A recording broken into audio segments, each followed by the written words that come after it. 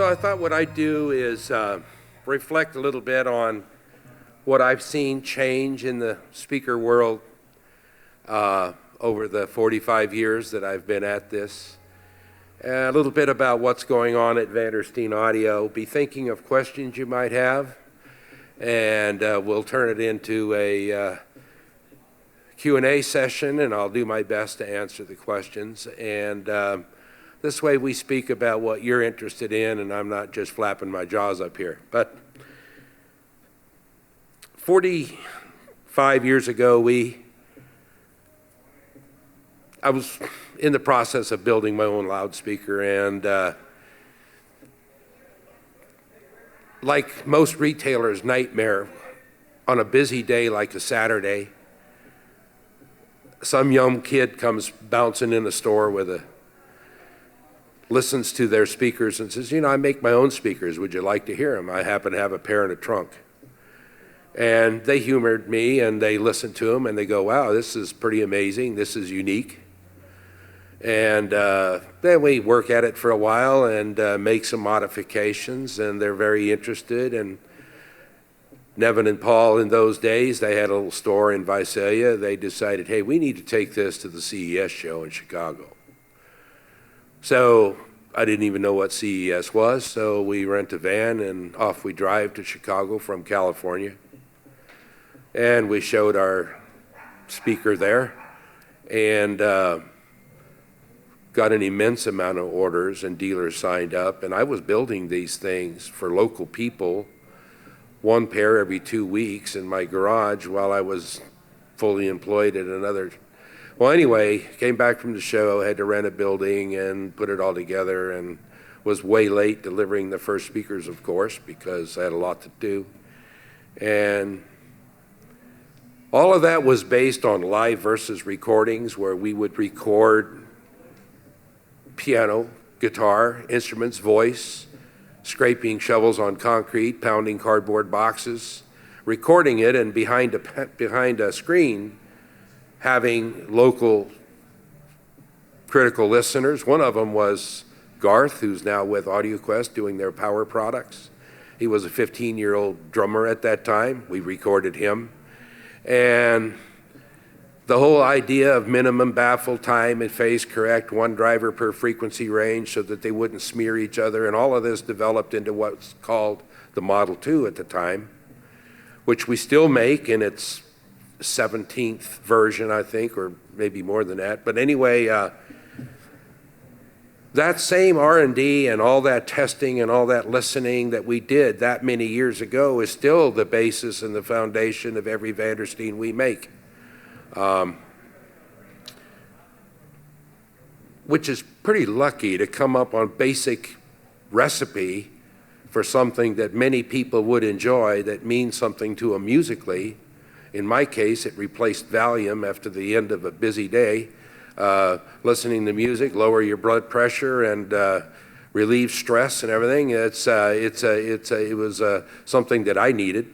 And it's interesting that those same tests would hold true to as many people as to what they prefer their speaker to do for that many years. Recent years, we've had a couple of developments. We've dealt with the diffraction that happens externally in a loudspeaker by minimizing the size of the baffles.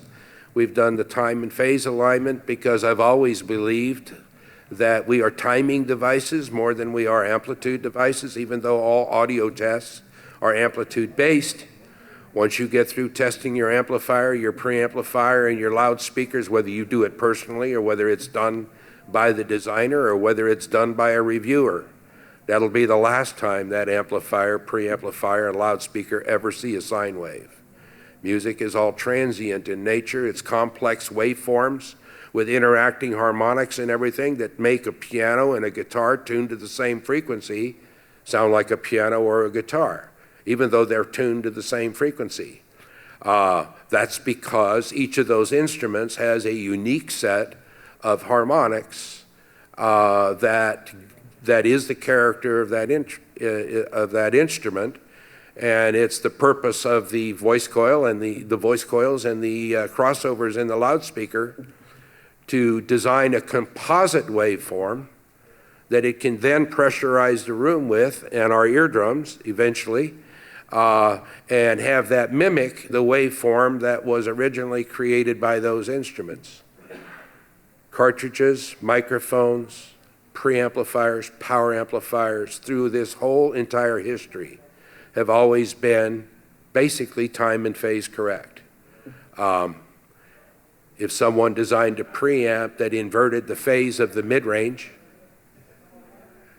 and a magazine measured that, they'd say, this guy does not know what he's doing. We've always required that the chain be time and phase correct. When you get to loudspeakers, very few people do it. I think at some point that's because they didn't think it's important.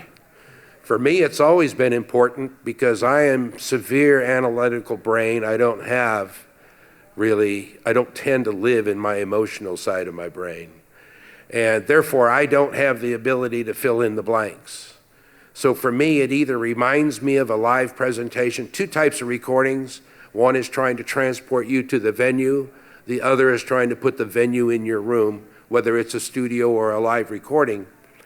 But for me, it has to be real or it doesn't work for me.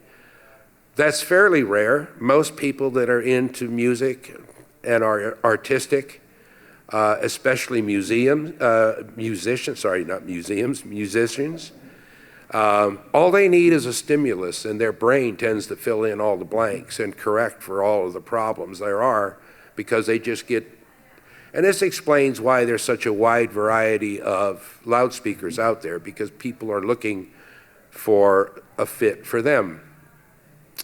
But for me, the timing was always more important than amplitude.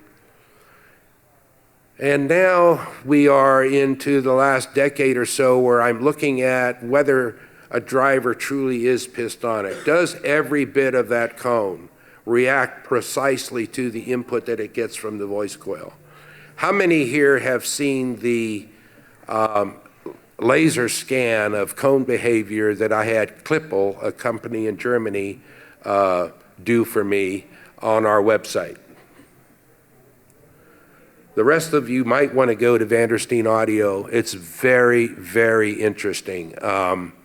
We have our carbon fiber balsa cone, and it's done at all different frequencies. A lot of people don't realize that a mid-range, whether it's paper or aluminum or whatever, starting at around 1200 hertz, 16 hertz or so, over half of the cone is going the opposite direction of the voice coil.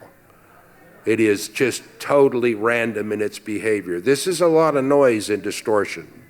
So we've been working very hard at getting this waveform with all of its harmonics, which a typical waveform would include a woofer, a mid-range, and a tweeter, with if you include all of the harmonics that make it unique to that instrument. It involves 3 drivers, and to have all of them add and subtract as a composite waveform for our eardrums to interpret is very difficult. And we're looking at the cabinet. The cabinet is not supposed to reproduce. The cabinet should be as inert as possible, as rigidly held in space as possible, so that that tweeter, when it works, when it moves microns, can pressurize that room in a proper phase at proper amplitude. These days, there's a lot of talk about footers under loudspeakers. Let's be very careful about that. Now, if you have any compliance, the way a speaker interfaces with the earth or whatever's stable in your sound room, any compliance in there that allows that box to move is going to be in the opposite phase of the pistonic, the driver's attempt to pressurize waveform. I understand that a lot of people like what they do, but that's an indication there's something wrong in the speaker. For instance, it's very common to have tweeters brighter than any of the other drivers in a loudspeaker, because it makes them stand out in the showroom when you're shopping for loudspeakers. It calls attention to itself. They're easier to sell.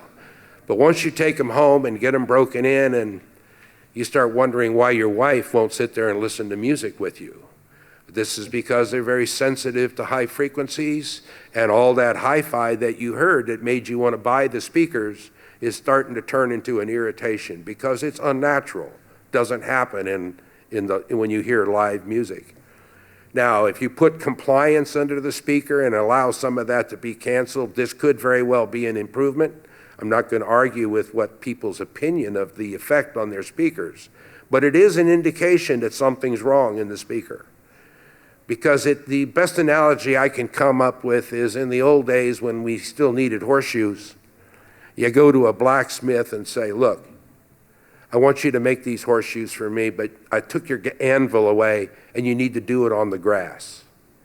A speaker needs to be held in space. It's the whole, we developed 40-some years ago the concept of a spike under a speaker. That was my idea, put into production and produced in quantity, huge quantity, by Steve McCormick of Mod Squad at the time. That was the whole idea of putting a point under a speaker in order to make the effective mass of that speaker much higher so it would stay more rigidly in space regardless of what the kinetic energy, because of the mass in the drivers, would try to do to that enclosure, making the box silent so it doesn't contribute any smearing to the work that your mid-range tweeter and woofer are doing. Now the challenge is to get that pistonic technology, because it's very expensive, to find ways to do it and get it down lower in price. And that's what I work on every day. The other thing that's happening is I'm getting older. My wife and I had 4 children. The oldest is Jeff, then came Nathan, then came Jacqueline, and then came Katie. Some of you may have spoke with Jacqueline because she's the office manager. Katie does all of the amplifier circuit board stuffing that we make. We now have high-pass amplifiers, which are unique to us. And Nathan helps me. He was here yesterday with his wife. He helps me with R&D, and he does all of the anechoic chamber work. Because we use first-order filters and the impact of the mid-range is significant in the crossover region of the tweeter, every single speaker needs to go into an anechoic chamber and have its crossover adjusted to that set of drivers in that set of boxes, every single pair.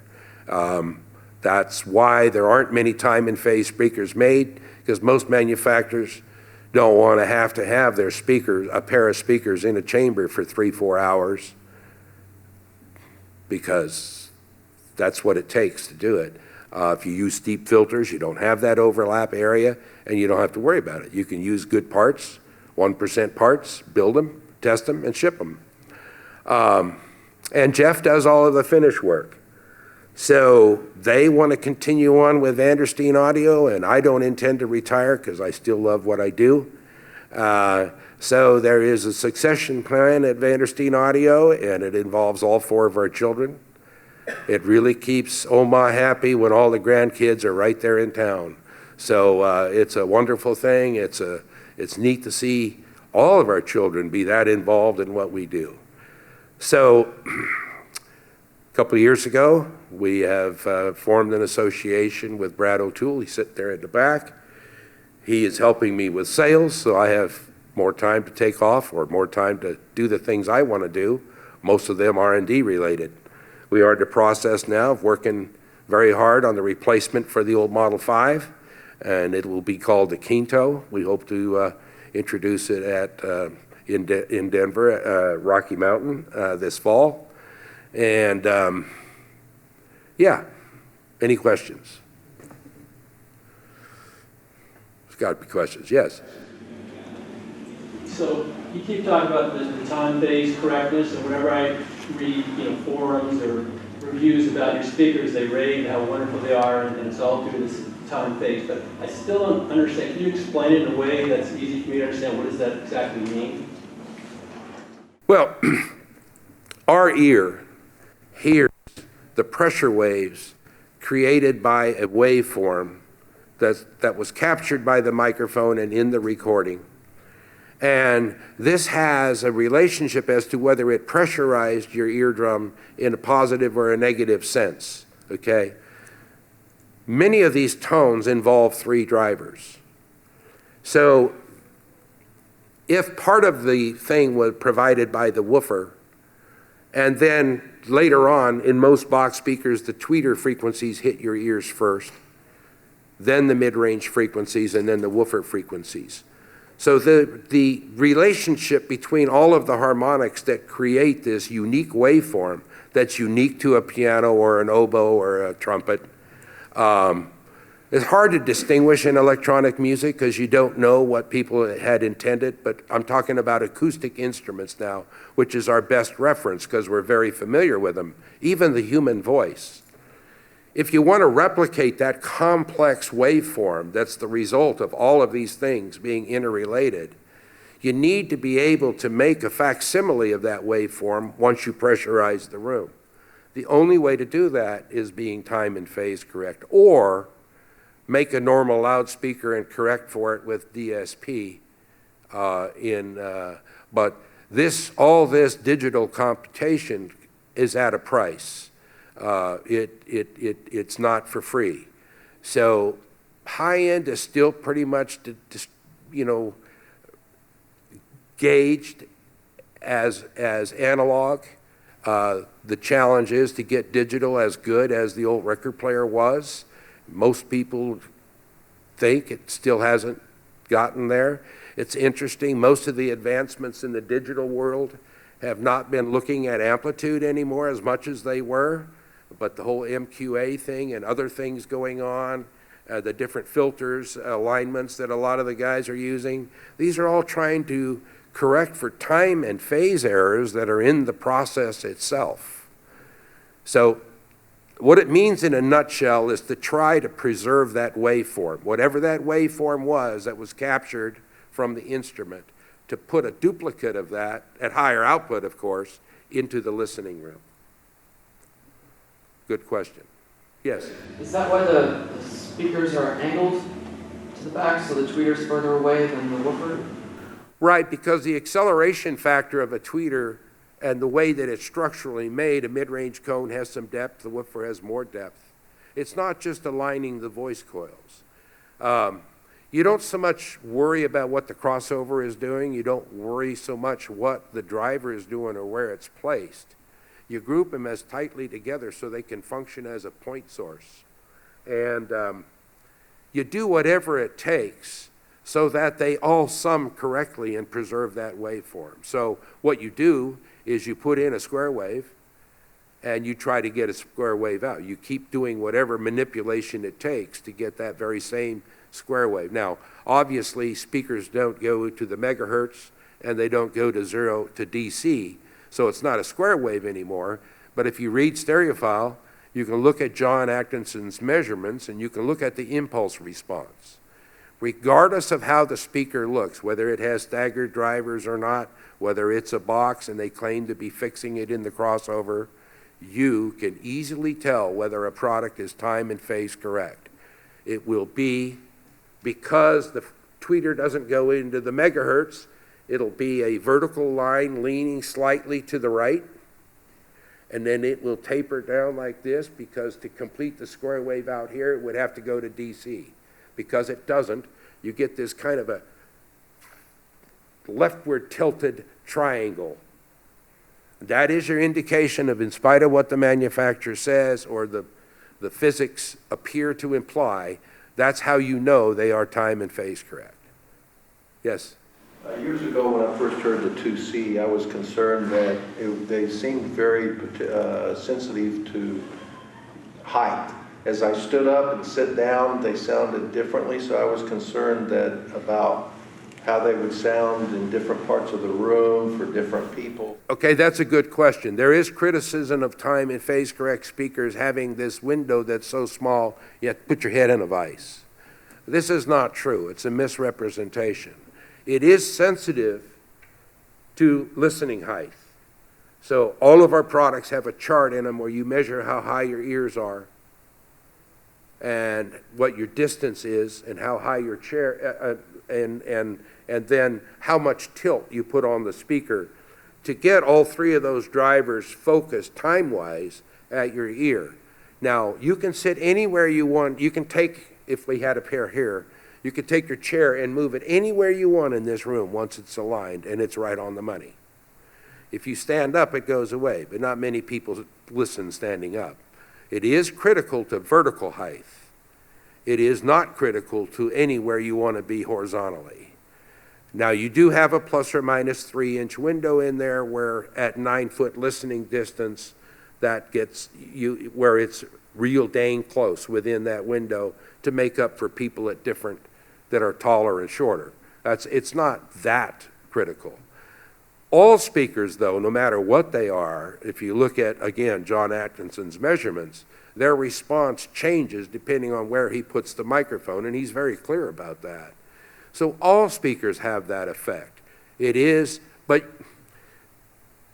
All speakers have that effect, but when you get a time and phase correct one right, you get this magic sweet spot where it's just better than any of the above. Above or below that, it's as good as anything. You just don't get that extra plus when you do have your ear at the right height. That's why all of our products have provisions for tilt. In fact, the Model 7s come with a laser alignment tool.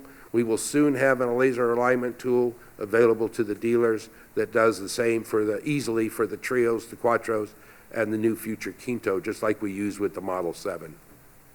Yes?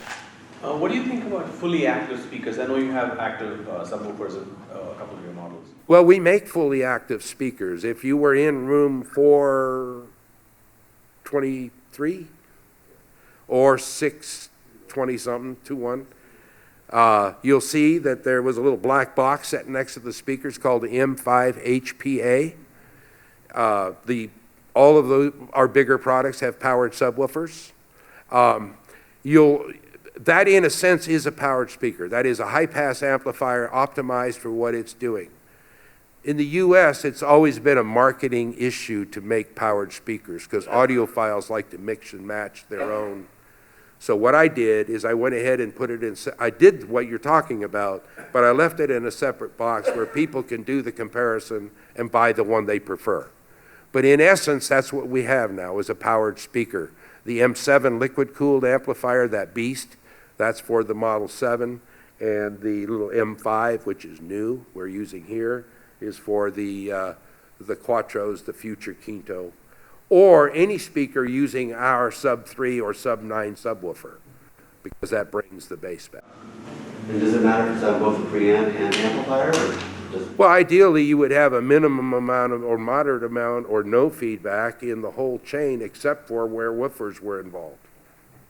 Again, if you're as sensitive to timing and timbre as I am, not all people are. I tell people all the time, your biggest choice is what speaker you're going to buy, because amplifiers and preamplifiers are more similar than they are different. Sources are getting to be more similar than they are different. It's only when you get to the loudspeaker that, you got little paper cone one-way drivers where if you push on one edge, the other edge doesn't even move. This cone is in total random chaos at all frequencies, but they have a strong following, okay? It's not really what the amplifier sent to the speaker. It can't be because the voice coil and the cone are not in unison. However, there's something about that they like. So personal taste gets very involved with the selection of loudspeakers. That's where the biggest variation is. That's also where you can make the biggest change in your hi-fi because there's such a diverse amount of sorts of speakers out there. I'm very familiar with, I get live music 2 or 3 times every week, and I want a piano to sound like a piano and a guitar to sound. I was at a show one time, one of these shows, and it was Sunday, it was slow. I'm walking down the hallway and I go in a room and there was this big horn speaker in there that was so beautifully made out of tiny pieces of wood. And the gentleman was there, very nice, and on my way out I was just admiring the way the thing was made. And on my way out of the room, I said, by the way, who's doing that Johnny Cash cover? And he got mad at me. He says, what do you mean cover? That's Johnny Cash. Well, I've been backstage with him when he used to come to Hanford in the studio, and I said, dude, that is not Johnny Cash. That speaker so altered someone whose voice I'd heard one-on-one several times. Obviously, trying to recreate what really happened was not the goal of that designer. That designer was trying to create some kind of a different experience. So in my years of watching where audiophiles go and where the products are that are successful in the marketplace, if they're successful, that means people like them and buy them. Some people are trying to recreate the live event, you know, what a real piano sounds like, and some people are trying to create a different kind of an experience. Now, I'm not so pompous to say that if I found something different that I could put in a speaker and create, and people really liked it, including me, that I wouldn't put a little bit of that in my loudspeaker. However, I've never found that kind of a deviation to serve all music.